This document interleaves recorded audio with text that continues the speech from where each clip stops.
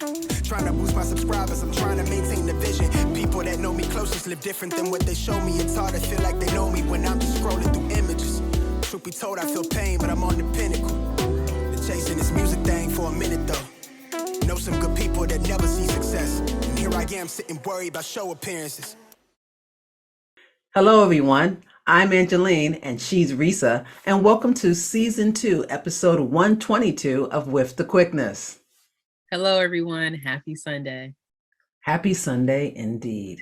Today we're going to share our takeaways from the November 27th, 2022 sermon given at First Baptist Church of Lincoln Gardens in Somerset, New Jersey, and a past sermon given at New Calvary Baptist Church in Wilmington, Delaware. Okay, Resa, what was your big takeaway from First Baptist this week? So my takeaway was create goals that are larger than yourself to impact people. Okay. My big takeaway was forgiveness is always forward thinking. Stop romanticizing your pain. And then from New Calvary Baptist Church in Wilmington, Delaware, what was your big takeaway? Call on God for help and follow what he says. Okay. My takeaway was you need to get rid of bad habits if you want to overcome the drama. We're going to get more into those two sermons later in the show, but right now it's time for Resa's playlist. Resa, what's the song of the week this week? Are we ready? It's time. We narrowed it down to one song. This is Song of the Week, currently featured on With the Quickness Spotify playlist.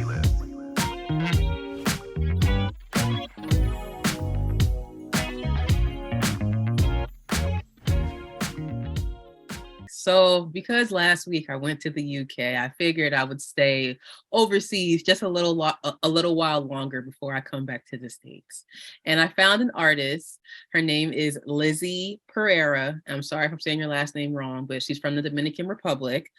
She has a song out called, and again, I apologize for my, pronunciation, is Dios es la Vuelta, which means God is the turn, or God is the return. Mm-hmm. And I couldn't find a lot of information about the song, so I apologize, because normally I'm able to at least find the English translations, but I could not find it.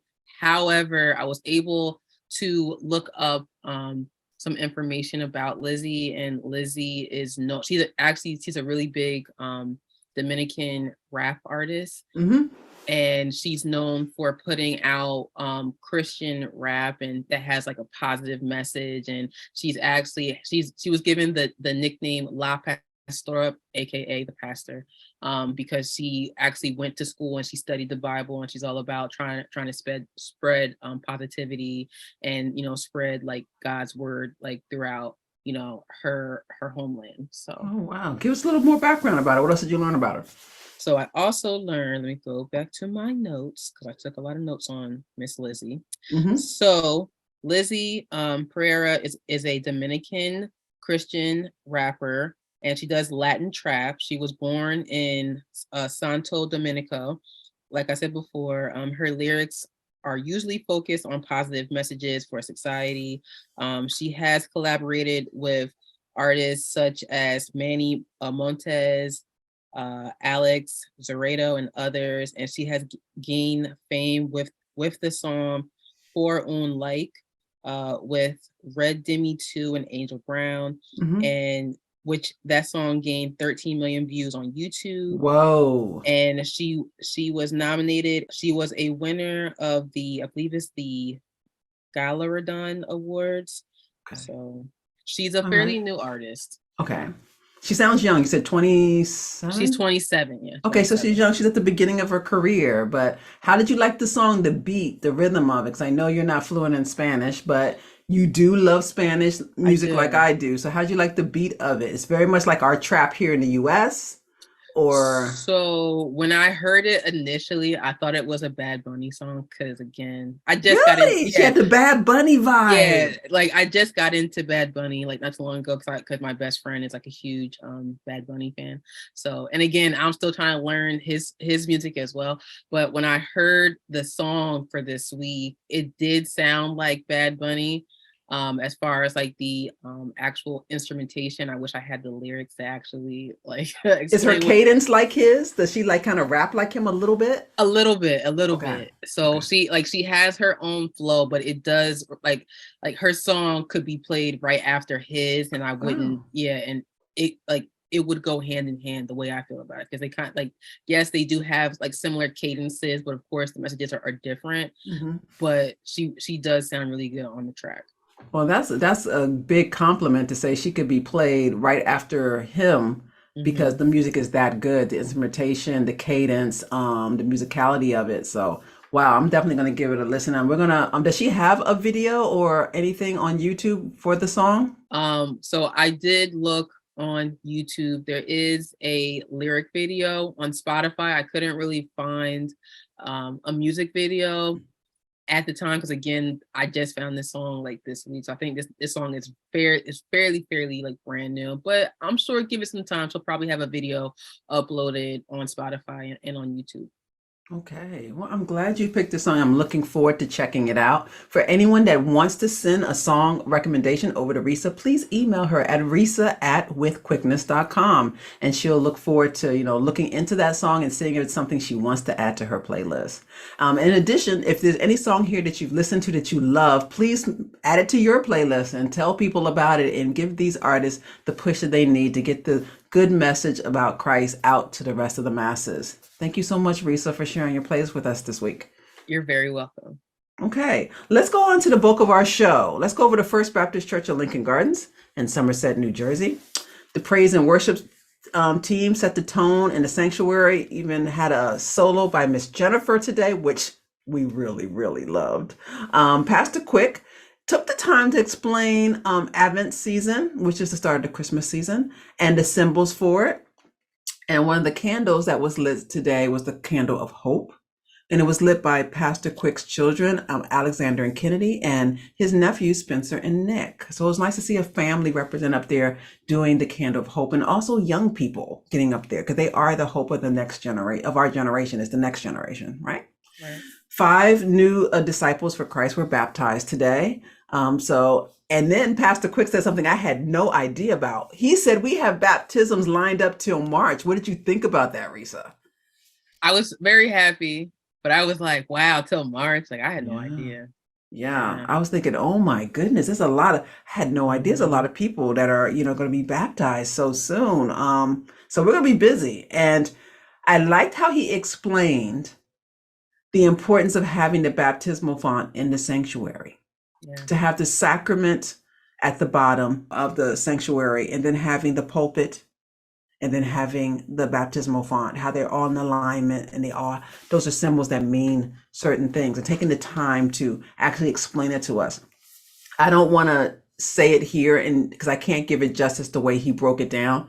I really would prefer everybody go to that YouTube channel and listen for themselves, and how he explains the importance of First Baptist to actually have the baptismal font in our sanctuary, again, in our main sanctuary, because we do have a smaller part of our church. Like every church is built in phases, Resa. So sometimes you have smaller parts of it, like a smaller chapel and classrooms at one phase. And then as the church gets bigger, they build out the additional parts of the church. Mm-hmm. And so in the second, third, or fourth stage, whatever stage the bigger sanctuary was built in, the baptismal font was not placed there, because some people might have thought at the time that the baptismal font they had was adequate.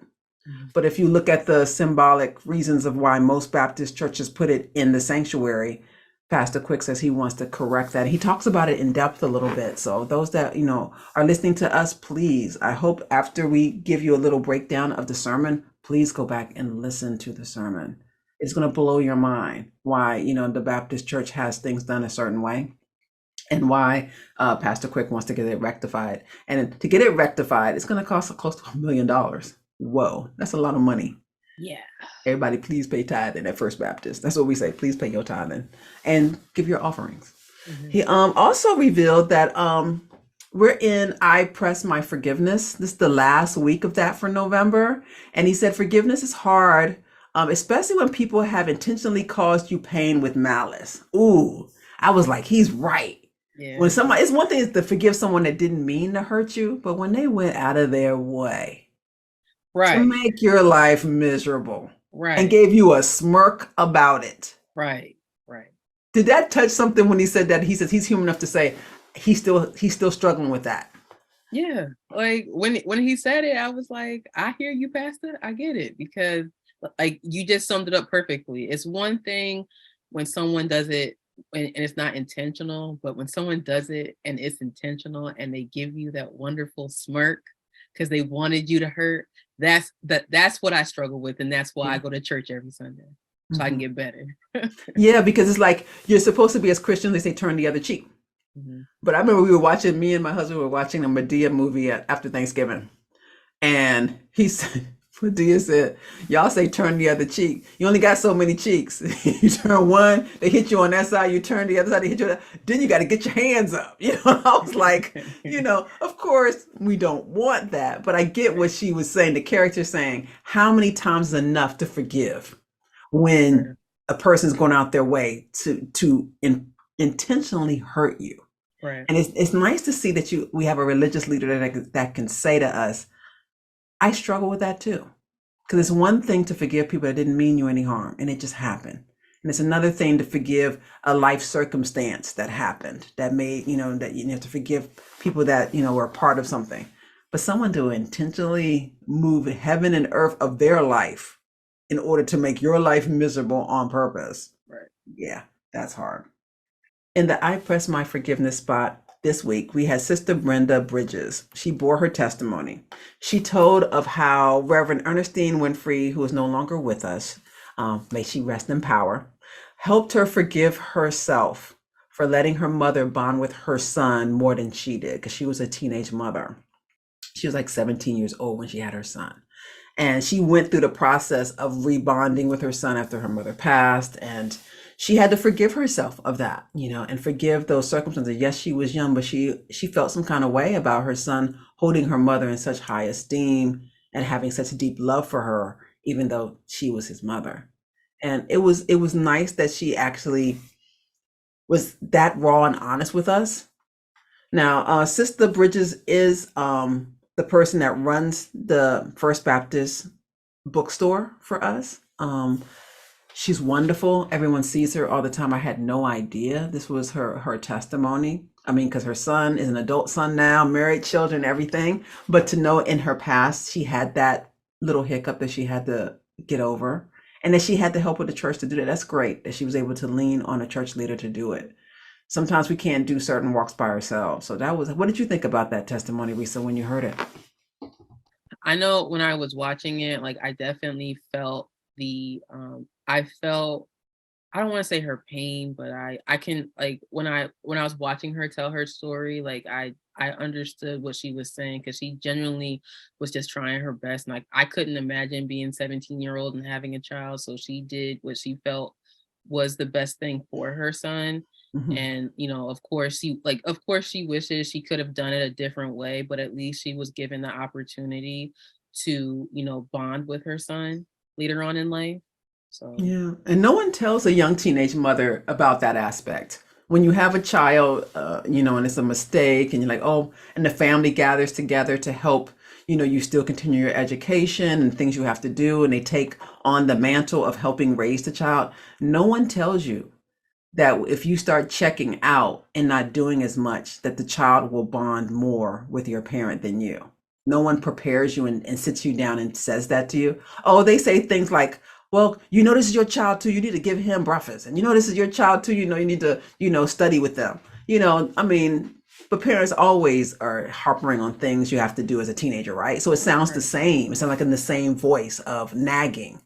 But no one actually sits you down in the hospital and say, you had this young baby, and your family is rising up to the occasion to help you, but please be wary of not being there for your baby yourself, right. Because your baby can actually bond as a child growing up with other members of your family more than you, and that might make you have mother hurt and mother guilt about that. No one could sat her down. She's 17. She's just trying to figure this out. Even her own mother probably thought there's no way the child's going to bond more to her than her own daughter. That's the mother. Right. but it happens. We see it a lot. And so for her to actually talk about it, that kind of hurt, that was so transparent. And bravo to Sister Brenda. Yeah. Bravo, right? I agree. Pastor Quick reminded us to forgive each other, forgive our parents, and let go of pain and guilt. I mean, he took part of the intro of our service to say that. And I thought that was important because I said to my class just this semester, when was the first time you saw the humanity of your parents and realized they weren't perfect? And everybody said high school.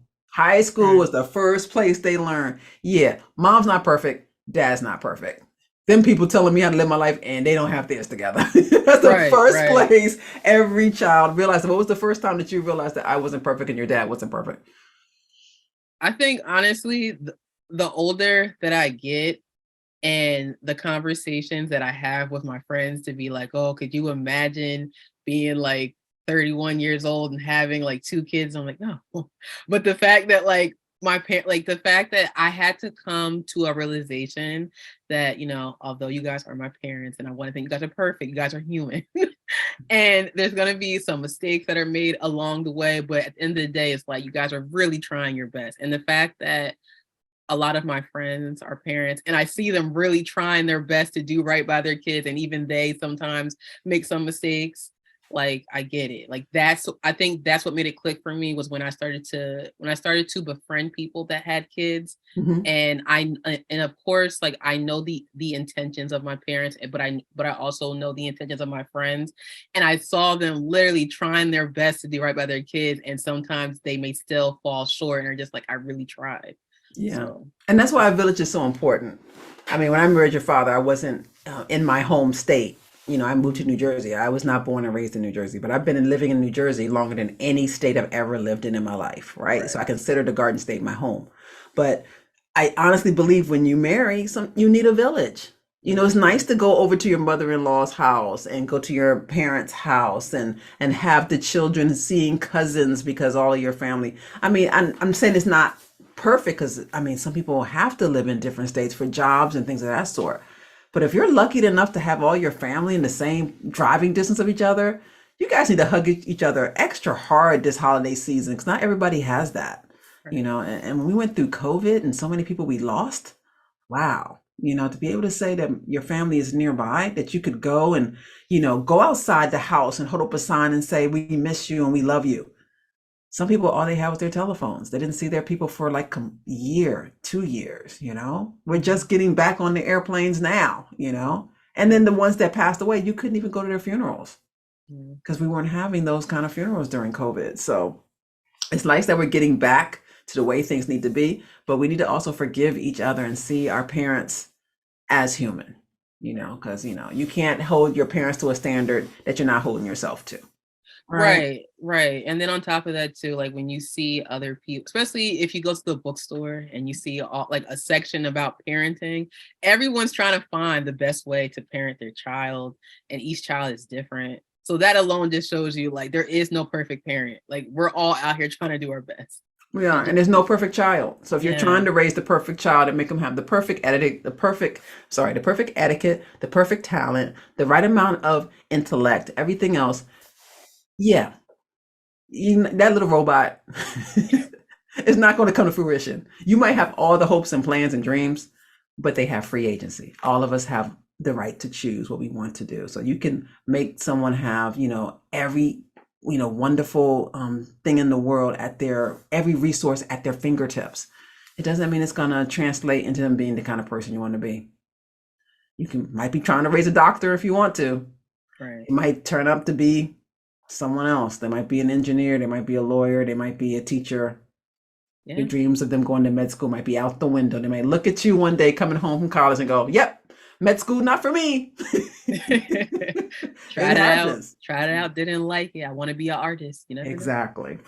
So let's go on to the sermon. It was given by Pastor Quick. Yay, he was back. You know, this Sunday, even though the last Sunday was really, really good. It was nice to have him back, especially right after Thanksgiving. He talked about the great time he had with his family, which was nice. And his sermon was called, Did Not Blow Your Mind, Resa? Yes, it was. The scripture is Mark chapter 2, verses 1 through 12 of the New Revised Standard Version of the Bible. This is where a paralyzed man is lowered from the roof to be healed by Jesus. And others gathered around, thought it was wrong for Jesus to forgive the man of his sins and anybody else. But in the end, they were amazed at what Jesus did. In the intro, Pastor Quick reminded us that in December 1969, the Delphonics sang, "Didn't I blow your mind this time, didn't I?" It was played in a movie called Jackie Brown. And Pastor Quick recalled when he saw the movie last was with his grandmother, and he said his grandmother should not have been in that movie with lovely Pam Grier in all her glory in Jackie Brown, but they did see it, and that's when he remembered hearing that song. And he goes into a little bit about how does God allow evil in our world. The father of the shooter of the LGBTQI club, he defined himself by what he hated.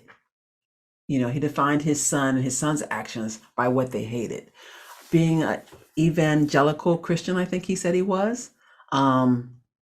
It wasn't about love for all people. It wasn't about spreading the word of God. It was about causing judgment, having judgment and execution among people. And the father was trying to justify it in some kind of way, sense, or term. It kind of seemed like that to Pastor Quick, I guess. I didn't hear the interview myself. I'm going to definitely go listen to see if I can listen to what the father actually said. But, you know, God, there's evil that's in this world.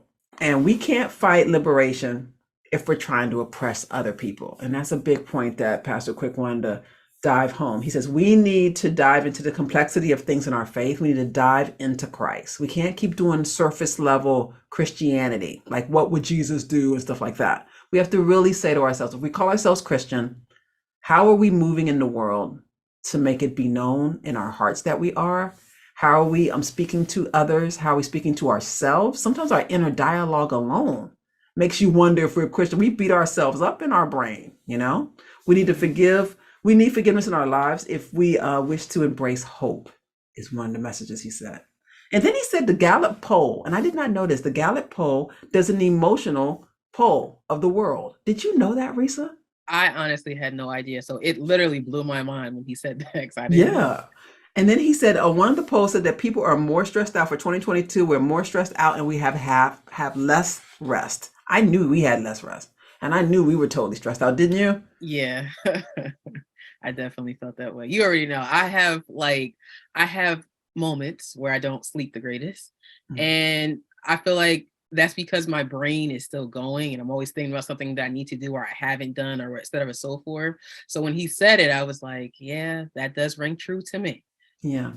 And isn't there like a relaxation app now that people put on at night? They kind of put their headsets on and it like plays calm music and they tell you like I don't know if they chant or they tell you to relax, but I heard there's apps now that help people with their sleep and relaxation. There are apps for that. There's also, they have videos on YouTube. Like for a second, I was like, it was sounds. So I would play like rain, like a it would a loop. Be, it's on a loop, a long one. Yeah, it would be like a quote unquote a rainstorm, and it would have like the image would be like it would be a brownstone apartment, but it had like windows so you could see the rain, and then I'd fall asleep. But then after a while, because mind you, I had to set that up. Okay. So it's either right. So it's either on my iPad or it's on my television. And sometimes I don't want to have like, even though like the backlight is not that bright, I'm still going to turn it off after a while. So I don't know. It's just one of those things. I've always wanted us to have one of those like rainfall or something like that on our YouTube channel for those that have problems, sleeping, like a rain or something like that. Because I fall asleep pretty good to rain too. Yeah, I've done rain. I've done soft jazz. That's worked for me. The soft jazz channel works until they get to that one song where someone has a saxophone and it wakes right up. Right. And that leads me to this little small story I'm about to say. Like the one time I fell asleep to the waiting to. So in college, right, when I was at community college, I used to play music to fall asleep. So at the time, I was playing the Waiting to Exhale soundtrack. I love that soundtrack. And if anyone knows that soundtrack, there's a lot of artists on there. Yeah, Aretha Franklin's on there. Yeah, you have Whitney, you have Aretha Franklin, you have Brandy, Moore, you have Faith, everyone, right? So I'm falling asleep. At this point, I'm about to enter REM sleep. I can feel it. The wonderful Patti LaBelle. I love you to death. I do. I forgot that. I didn't forget. I know it's Patti. I thought it was Aretha. No, it's Patti. What song does Patti sing on that soundtrack? I can't even remember. Oh wait, no, because there's two then. So Aretha has a song on there. And Sometimes It Hurts. Yeah. To Love So Bad, Bernadette song. Yeah. Yeah. So we have. Well, no, that's Aretha. Yeah, I'm saying that's Aretha's song. Yeah. Bernadette's theme. Yeah. So that's Aretha, and then Patti's song is like My Love, Sweet Love, whatever. Oh yeah. Well, not whatever. Sorry. But there's a point in that song when Patti hits a high note. Same thing with Aretha. So actually, you know what? It happened on two different occasions. Once with Patti and once with Aretha. So this instance in particular, Patti starts off very soft. It's very soft. It's beautiful. Soft. And I could feel myself physically about to go into REM sleep. Cool. And then my wonderful godmother, Miss Patti, hits a note and it woke me right up. So I had to turn the song off because it shocked me, and I was like, "Oh!" Like it hit my spirit, and I was like, "I hear you." If she was performing in front of you, she would be kicking off her shoes at that point. Right. Yeah. And I love Patti. And then another incident, I played the album again, still in college at this point. I was like, "Why not? I love the album." Then Miss Aretha. This time you're at Rutgers or still at community college? This time I'm still at community college. This is like probably later on in the semester, same semester, mind you. And I played the album again, but I was like, okay, I did my own little playlist. I took shuffled them up a little bit. Yeah, I shuffled up. So I'm like, I should be okay. Aretha comes in and she hit that note where she's like, Sometimes It Hurts So Bad note. Yep. Yeah. And I jumped up out of the bed and I was just like, this album, I love it to death. I just can't go to sleep to it because the second time it happened to me. So I know. I say that all to say, if I play music on trying to go to sleep, it has to be soft jazz. There's no rain. Yeah, or rain. There's no high notes. Vocals. There's no sax. Well, technically, the saxophone is my favorite instrument, but there's no. It has to be soft sax then. Yeah, it has to be like a soft saxophone. I don't want any like loud, jarring noises because it'll take me right out of REM sleep. I want to go to REM sleep. So they have like noise machines and now stuff. Like even for babies, they have noise machines that play like light lullabies and white noises. White noise used to help you when you were really small go to sleep. Right. I tried white noise the one time. So I like to sleep with a fan, right? That's my white noise. And the one time, I forgot to bring my fan when I was staying at your house. So I was like, oh, let me download an app, like a white noise app. And it played like a fan. But then I was just like, it sounded like one of those construction fans that you hear. And it just made me miss a fan. And I was like, I can't do this. Yeah. I got you. I got you. That's one good, beautiful thing about air purifiers, that people like those, and dehumidifiers, or the humidifiers in the wintertime. Humidifiers add moisture. But people like those little hum of the machines that's doing certain work for them. That people like that better. It's nice and soft. It's white noise. At the same time, you wake up, you're like, yeah, I need that because the air is too dry. I need that, humidifier, or I need that air purifier. So, because I have allergies, therefore, that's why it's humming. And they like those kind of sounds. It helps them sleep. Right. And it's like, I can do that. But like when it comes to a fan, I'm weird about it. I have to hear it because if it sounds like Air Force One, I can't do it. Got it. I have to play the fan first and make sure it's like a certain level of white noise that's like, it's loud enough, but not too loud. It's like just there, and then we're good. Well, the fact that we have streaming music now and all this technology, you would think all fans that are made right now could have a lower hum. They don't have to be as powerful as construction site fans. But maybe that's something people have to work on. Yeah. Let's go back to Pastor Quick's sermon. Okay. He went on to say, how do we deal with our stress? He gave us 5 ways we could deal with it. 1 is micro goals. like taking smaller steps to achieve our goals. He talked about his love of Popeye's chicken and how he learned not to be living in a residence in walking distance of the restaurant Popeye's chicken if he wanted to curb his desire to always eat Popeye's chicken. And it worked for him. Number 2, he said, create goals that are larger than yourself and impact other people. 3, he said, identify the pathways and obstacles that might be causing us stress. 4, ask what will get me closer to God. And 5, change your password.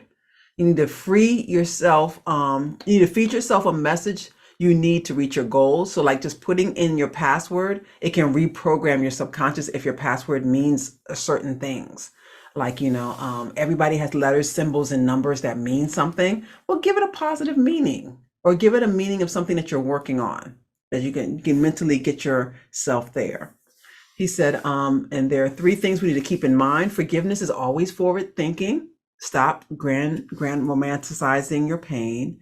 He said, grace is a group activity. I love that point. Like, he talked about giving a haircut. He was in a barber shop and paying for the haircut for a grandfather and his son, a man and his grandson. He also talked about when he cried in front of the pastor of Allen Baptist Church, that, he was in school because, he didn't have any money. He wanted his family to be with him. And he talked about how someone helped him. You can't be selfish and saved at the same time. I was like, mic drop moment when he said that. You cannot be selfish and saved at the same time. How did it hit you when he said that, Resa? When he said it, like a light bulb went off, because I'm like, that's facts. Like you can't be selfish. Yeah. It's like a dumb moment. Like you're all thinking, yeah, of course you can't be, but we do it. Right. We do selfish things. You see that grandmother coming across the parking lot, trying her little car to get that space. And if you go a little faster, you can get there before her. But she was looking for a space before you even pulled into that place. And she's coming. If she comes around, she'll get it. You could go further and take the further space and let her behind you get it. That's what we're talking about, that selfish stuff. If you're not selfish, you'll be like, yeah, I see her. God, you made me see her. I ain't gonna take that space. I know I know she wants to be closer. And you would take the further space. Yeah. But at Christmas time, everybody in Jersey is like every man and woman for themselves in the parking lot. Honestly, they do. And I've been guilty of that before. I'm not gonna lie. Like, have I gotten better with it? Yes. But yeah. And sometimes I'm not gonna lie, I do it too. When I see they got a newer car than me, they're driving a Beamer and I'm not. They're driving a Mercedes and I'm not. I'm thinking, hey, they can afford to walk. They can afford to walk. Oh my God. Which is bad. That's what he's saying. You shouldn't think selfishly like that. You should think it doesn't matter. Right. You see, it's still a grandma driving that expensive car. Right. her husband could have gave her that on her 50th wedding anniversary, but she's trying her best just to get into that mall, get what she needs, and get home before the sunset, because nobody wants to be driving when it's too dark out. Right. But I will say, like, the one place where it's like there's no rules, it is what it is, it's the mall.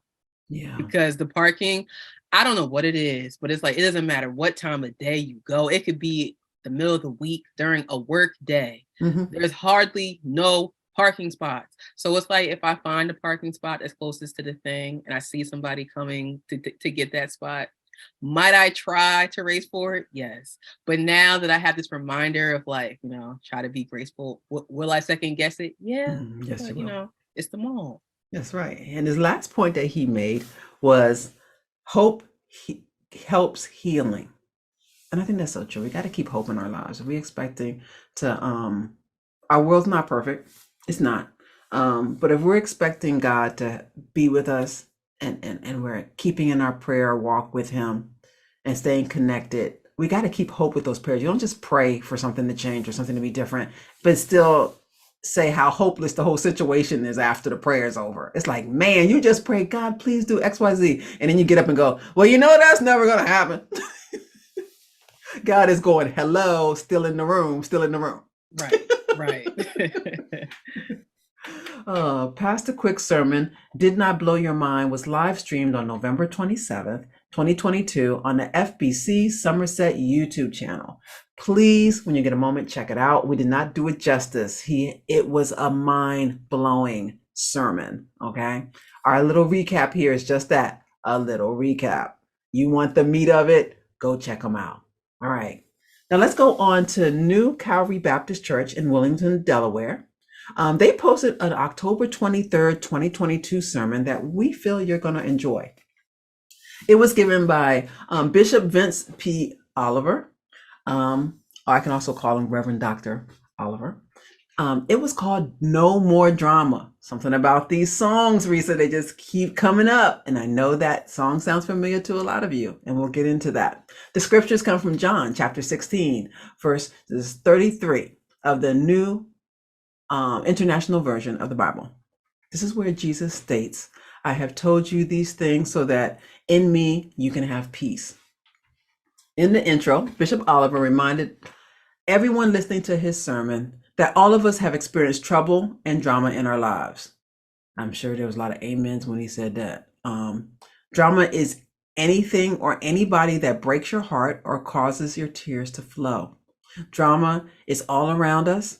Drama is all the way to the White House, to the church house. You can't escape it, okay? So don't be surprised if you encounter some drama in your life before you get to heaven. He said there's reasons for drama. He says you will have drama because of the sins of the world. And then he said Romans 5:12 can point you in the directions of that. He says when we say all, but many people think y'all, like there's some kind of perfection in the church going on. So please be careful to think that it's not their drama. All of us have drama. It's not a y'all thing. It's an all thing. He also said there's a problem with disobedience. That can also cause drama. Breaking the laws or not listening to wise counsel. Like you can speed through red lights if you want to. You're going to have some drama. It's going to catch up with you. And he went to Psalms 1:4 for that. And then finally, he said the problems of Satan can cause drama in our lives. You can see the scriptural base for that in 1 Peter chapter 5, verse 8. His whole job, Satan's job, is to steal our joy. So what are the ways we can overcome drama? He said we can overcome it in like 7 ways, and he gave scriptural basis for all of these. One was trust in the Lord from Proverbs chapter 3, 5-6. 2, call on the Lord for help. He went to Jeremiah chapter 33, verses 3. Number 3 is obeying the word of God. You can see James chapter 4, verse 7. Number 5, let go of people that bring chaos into our lives. And he went to 1 Corinthians 15:33. When he got to that one, everybody had somebody come to mind when he said, let go of people that bring chaos in your life. And I know at work, you can't do that because it could be a colleague. And I know at church, you can't do that because it might be someone that, is always saying something special to you every Sunday. It could be a neighbor that lives right across the street. And every time you take out your, recyclables, they're right there looking at you.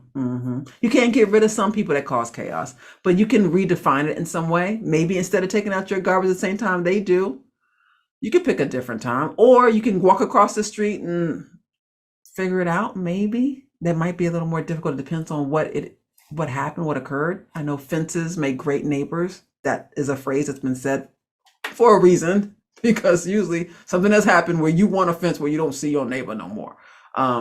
But sometimes if you let go of people that cause some kind of drama, at least let go of how you're perceiving them, then you can have some healing. I think a lot of it could be a perception problem. What do you think, Resa? Yeah, I agree. Because I feel like at the end of the day, like you can't change anyone or like control anyone. You can only control yourself. So if you change your perception, that can actually free you, and you can start the healing process, because it's not like, they're going to be how they're going to be, but you can change the way that, that you react to it. Exactly. Number 6, he said, get rid of bad habits. That's the way to overcome drama. Just get rid of bad habits. Hebrew chapter 12, verse 3. And the last one, number 7, receiving Jesus Christ into your life. From Acts 16, verse 31 is another way to overcome drama. So like I said, the sermon was called No More Drama. And it's the inspiration of Bishop Oliver's sermon. It came from Mary J. Blige, the artist. We love her, right? She has a song titled No More Drama. It was very popular. I think it made number 1 on the R&B charts. She sang about being tired of the tears, tired of the stress, tired of the madness in her life.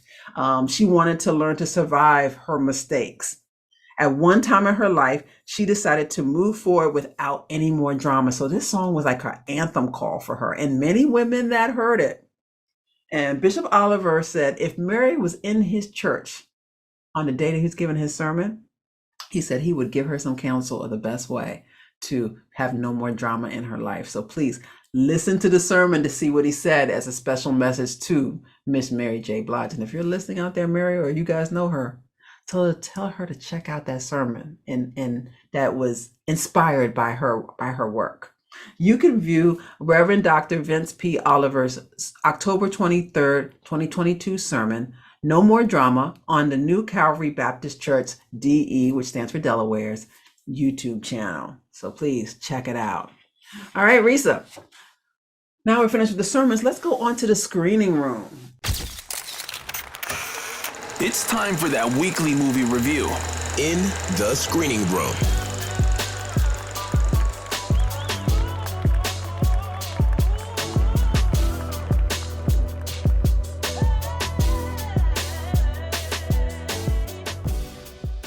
I watched the film this week that I really liked. It was from the Pure Flick catalog. Now, Pure Flick is not a sponsor of With the Quickness. Maybe one day that will happen. But as of now, we just like to watch movies from their catalog. I just really do. Because it has all faith-based movies and shows and stuff there. So I don't have to go searching. It's like right there in front of me. The one I watched was called Believe, and it came out in 2016. It was written by Billy Dixon and directed by him. And it stars Ryan O'Quinn, Shawnee Smith, Danielle Noelt, Isaac Ryan Brown, Lance E. Nichols, and others. So here's a brief synopsis. It is, I would recommend, With the Quickness would probably recommend 10 years old and up to watch this for family viewing. I wouldn't do anybody younger. I also like to say it's Christmas based. I want to get some Christmas feeling in here. We put up our tree and our decorations, Resa. We're gonna have the tree lighting in Rockefeller Center, right? That's gonna be this week, I believe. I believe, yeah. So it's time for Christmas. Like Mariah said, Thanksgiving is over. It's time for Christmas. All right, so here's a brief synopsis. For years, a small town in Grundy, Virginia, has relied on the Peyton family to provide the highlight of the year, the annual Christmas pageant. When Matthew Peyton inherits the family business, the responsibility of the Christmas pageant falls on his shoulders. As financial hardships fall on the town, Matthew finds himself quite overwhelmed. As his business profits plummet and his workers begin to strike, Matthew is forced to make a decision between selling his family business and canceling the beloved pageant, or sticking out the hardships despite his rapidly declining popularity in the community. Through chance events, Matthew meets Clarence, a boy who believes in miracles, and his mother, Sharon. His newfound friends impact Matthew's life in a way he never thought possible and teach him to believe and give faith a chance. And here's one of the taglines of the movie. Encourage one another and build each other up, from 1 Thessalonians chapter 5, verse 11. The themes of this movie are hope, faith, forgiveness, betrayal, deceit, community, prayer, Christmas, homelessness, believing, and love. You can watch the trailer for Believe on the With the Quickness website. So we really hope you check it out. Resa, I love this movie. The little boy that played Clarence, he was just so charming. He knew he was going to be Gabriel, the angel singing in the Christmas pageant. He knew it before he met this dude that was the financier of the pageant. He knew it when he learned that the pageant was canceled. He still saw himself as Gabriel. He had everybody convinced he's going to be that angel. Right. And it was an absolutely delightful story. It really was. And I think what I liked the most about it is that it dealt with that hope. You can't, like Pastor Quick was saying, we gotta have hope, and it dealt with community. We gotta put the works behind it. Everything looked kind of bleak for Matthew, that the whole town turned against them and he's running out of money. He can't afford to do the pageant. I didn't know how he was going to pull it off myself. I was like, yeah, this might be a cautionary tale kind of movie. I'm not sure. Right. But then that little Clarence dude came on and said, Oh, I'm going to be Gabriel. I'm going to be Gabriel in this year's pageant. And he knew it with everything in him. Little Michael Jackson looking little boy could dance his tail off, Resa. And at the end of the movie, the little boy raps. He's doing a rap song. So I think he might have had in 2016 a little rap music or rap song release, because he has a little bow wow effect to him, you know. So I really liked it. I really enjoyed it. And I hope you'll check it out with me when you come over in Christmas holidays. It'll be one of the Christmas movies that you want to watch with me. Yes, of And course. it had a little subplot too, of a little love connection happening between Matthew and his mother and Clarence's mom. A little bit of a connection going on there, which I liked. Right. It was interracial and I liked it. We need more interracial love, you know. So I hope you guys would check it out. It's called Believe. It was released in 2016. Even though I saw it on the Plurflick app, you can watch it almost anywhere. Is it Amazon Prime? You can, I believe it might be on Netflix. I'm not sure, but look it up. Just put Believe the movie 2016 and it should come right up. And you can watch the trailer for it right on our website at withthequickness.com. Now let's go into the Bema Seat. Come before the Bema Seat. Come before the Bema Seat. Where life's journeys meet. Every week, testimony, of the one who brings hope and victory. With joy and reverence, we will sing our praises to the King of Kings, the Bema Seat. Come before the Bema Seat, the Bema Seat. Come before the Bema Seat. Now the Bema Seat would normally have an interview in this spot, but me and Resa have made an agreement that if we didn't have anyone to interview for the week, we would always do we would highlight a real testimony of a real person in this place, one that can give you hope or insight for new and rededicated Christians to help you on your journey. So we took the story this week from Connie Casares, who shows that the spirit of Christmas is about how Christ blesses us when we serve each other. So here we go. Where did the Christmas basket sitting on our front porch come from? Was what Connie thought to herself as she came up to her house. She had just returned from the bank where she had withdrawn just enough money to get her family through the holidays. Life was a struggle. She was raising 2 teenagers as a single mom while working 2 part-time jobs and taking college courses at night. Connie was exhausted. The light at the end of the tunnel sometimes seemed very dim indeed. She looked for a card within this basket, some kind of note. It was filled to the brim with all sorts of holiday food stuff, but there was no card. Had someone entered her name into some kind of Salvation Army charity? The timing couldn't have been better for her, because it would go a long way in helping her family tide over for the next couple of weeks until her next paycheck. At that very moment, Connie kind of felt a ripple of guilt. Wasn't there someone out there that needed this more? Kind of whispered to her spirit. And she said yes. She and her kids were struggling, but her grandparents and her Aunt Shirley, who's deaf, solely relied on Social Security and disability checks, and sometimes pulling their resources together just to get by. At least for Connie, she could always pick up extra hours at work. And when she finished her degree, things would improve a lot. So Connie's conscience kind of won the battle in this. And she drove to her grandma and grandpa's little 2-room house just across the street from her Aunt Shirley. And her grandmother opened the door. "Merry Christmas, Grandma," Connie said to her. Her grandmother was thrilled. "Oh, thank you, Connie. We'll be able to have such a nice dinner this Sunday. This will really help us until our checks come. But what about you?" Connie said, "Oh, we'll be fine." And then she visited for a little while, and then she excused herself, saying, "I have a lot of chores to do. I better head back home." On the way home, she was thinking about how her grandmother smiled. She knew the basket had gone to the right place. But like Grandma said, what about her? What about them? She was still worried about how she was going to be able to afford to make this Christmas special for her kids. Then as Connie was driving up to the front of her house, she saw something in the same spot like before, an identical Christmas basket. Every bit as lovely as the first one. Boom, mic drop in the story. What does that tell you about the spirit of Christmas, Resa? It is alive and well. It's alive and well. And good people are making sure it's still happening. And I love that.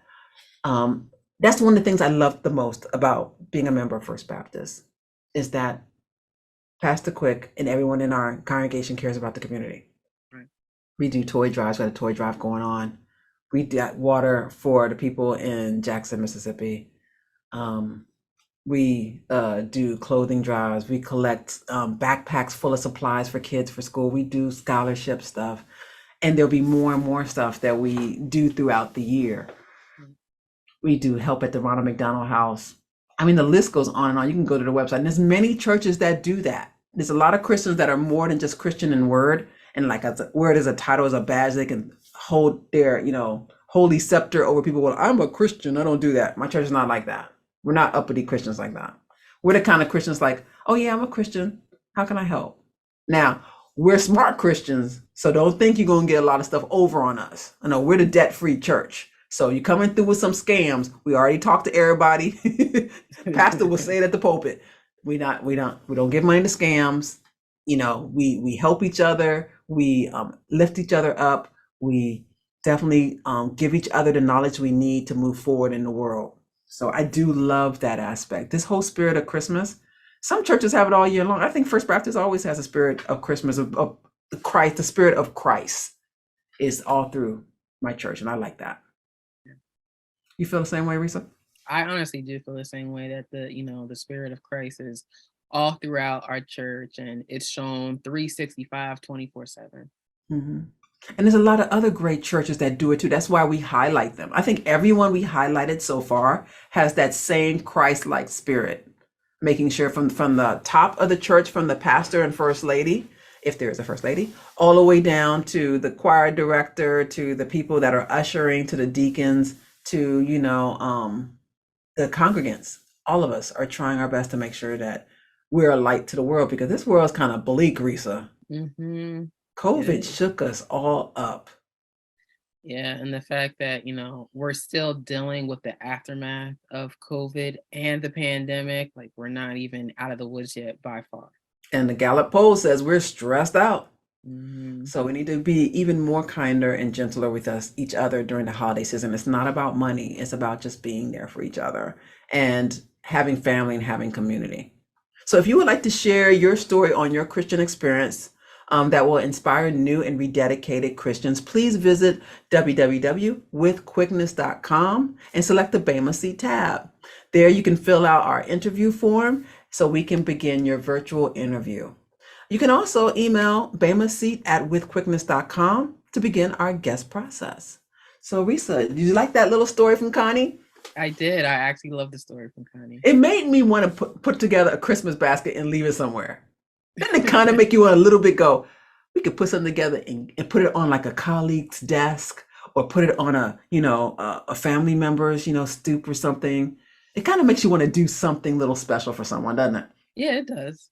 Yeah, definitely. I think I got that little something from Connie. I think I'm gonna go ahead and give it some thought and say, who could I do something nice for that isn't expecting it, and let God just work through me and do a little. It doesn't have to be a big giant thing. I mean, if it can be, God, I'm willing to work with you, God. If you want it to be a big thing, but remember, my funds are kind of limited. Right. God has this. We love our podcast. We don't have a sponsor yet. We don't have any contributions to our Patreon. We don't have anyone has contributed to our Cash App. So this is all us. So if God bless us to do something for someone, please keep in mind that help us use the stuff that we have, Lord, that we can give, within our means and what we can do together. And hopefully we can be a blessing to someone this holiday season. I don't know about not putting a card on it. I don't know. Can you please put a Christ-like card on it or something, or from from Santa or something? They put something, or like may God bless you. They didn't put anything on the basket. I didn't get that part of it. Why would you not put something? Well, maybe because they wanted to, like, I guess keep the mystery of like who gave it, and like it was, I don't know. Yeah. If I knew Connie, I'd ask her. I just don't know why she didn't. Yeah. I mean, she doesn't know either. She wants to know the Salvation Army who did it.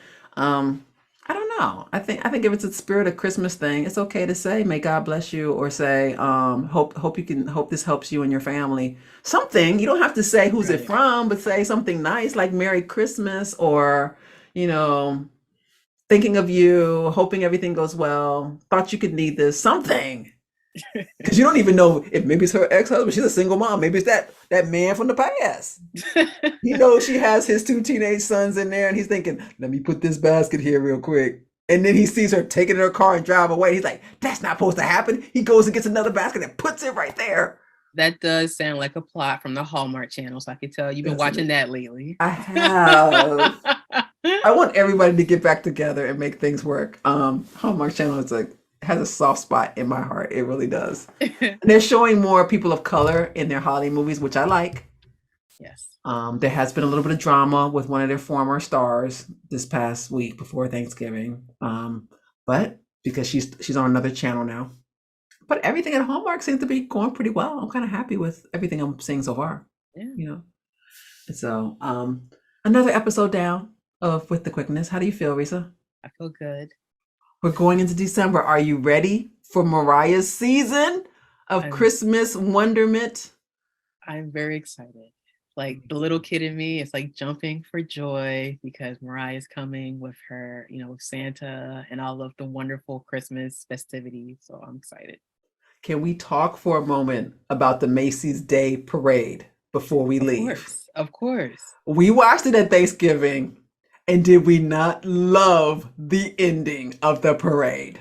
I loved everything from the ensemble to the crown. She had a crown. Mariah's the queen of Christmas. I don't care what nobody says. Mariah said, I don't care what the court's got to say. I'm going to wear my tiara. She surely did. The people know what it is. Ask Billy on the street. It's the queen of Christmas. And her kids jumped out of boxes behind her. Yes. Rock and Bro, a.k.a. Monroe and Moroccan, killed it. Okay. Yeah. Oh, and then we had the Rockettes. Did you not see the Rockettes? Yeah, Mariah brought out the Rockettes, and she ushered in Santa and Mrs. Claus and the sleigh and everything. That's what I'm saying. Like, that's why this whole conversation of like, is she or isn't she? And even though she herself doesn't even give herself that label, the people have already spoken. Santa. I don't know anyone that has the main line to Santa who comes to her house in Aspen every year. They've been doing that for a very long time. Mariah does not acknowledge time, but come on. Yeah. And here's what got me watching it, right? The cameramen of NBC are so on point because at the end, and Santa's coming in, she waves at him. Mm-hmm. He waves back and blows her a kiss. And I said, and the camera angles of both was priceless. It felt like it was spontaneous. It felt like it was spontaneous the way it happened. But the camera angles on both of them. First, you see her waving. He waves. She waves again, and he blows her a kiss. And I was like, yo, she knows Santa. My first thought was, you know Santa. You got him to blow you a kiss. Listen, for the longest time, Mariah has gone on record and said she knows Santa. Her last Christmas special, she got a phone call from Santa. Like, if you haven't seen it, go watch it. But she knows Santa. Like, they hang out every year in Aspen. Now, I heard this week she's supposed to come on TV again. She's supposed to have some kind of special on this week because now we're into the Christmas season. And I do love that, that she is very much pro Christmas and the magic and the wonderment of Christmas. Love that. But Christmas is also about Christ. It'd also be a good time if she this time next year, she has a beautiful compilation album under my tree in my stocking for me. I would like that. So Mariah, I would really like you to put all them little songs you did in the past together. And people stop telling me that I can do it myself on Spotify. That's not the point. I want the booklet. I want the CD. I have an older car than you. Until God blesses me with a car that can stream my Spotify, I put CDs in the CD player of my car, okay? As it chugs along. It takes me from point A to point B. So I'm really hoping that will happen. And I just got her book in the mail, not the memoir. You know what book I'm talking about that came in the mail Saturday. With little Mariah. The Christmas Princess. Mm-hmm. We have that book now in our household. Why? Because we have little people that are running around that love to read, and they're going to be reading that one. Right, Resa? Right. And I want to also give a little disclaimer for all the adults out there. Listen, I know some of you guys get a little salty because the kids like want to like give like Santa all the credit. Please do not tell the kids that Santa's not real. Okay. Yeah. Like that is such a Grinch move. Like if the kids want to be like, oh my gosh, Santa gave me this, let them have the moment. Remember, kids are only kids for a small period of time and they're adults for way longer. So if the kid wants to be 12, 13 and they still believe Santa, let them believe Santa. Who cares? Yeah. Keep the spirit of Christmas or the spirit of Christ alive for everyone. It doesn't hurt them to think that everything under the tree came from, a magical guy that just wanted to do good in the world. It's okay that they think that. I mean, don't be a Grinch. You're right. Don't be a Grinch. Yeah. Well, Resa, I love you. Thank you so much for having this broadcast with me. And I will see you on the other side of this week. Have a great week. And I'll see you next week to do this again. Thank you. Have a great week, everyone. Have a great week. Bye. I've been trying to forget, but you won't let me. Something in my brain wants you. I've been hanging by myself, asking for help, but nothing seems to work on you. With everything crazy, you're still my source of peace. You filter out the lows, You always give me what I make me need. feel like home, yeah. You never leave my thoughts alone, yeah. Disconnected, I feel the pressure, I need You're acceptance. the reason I'm going out my mind. I just can't stop thinking about you. You got me feeling some type of way. Feeling more solid about who the man in the mirror is. You make me wanna stay in all day. With everything crazy, you still my source of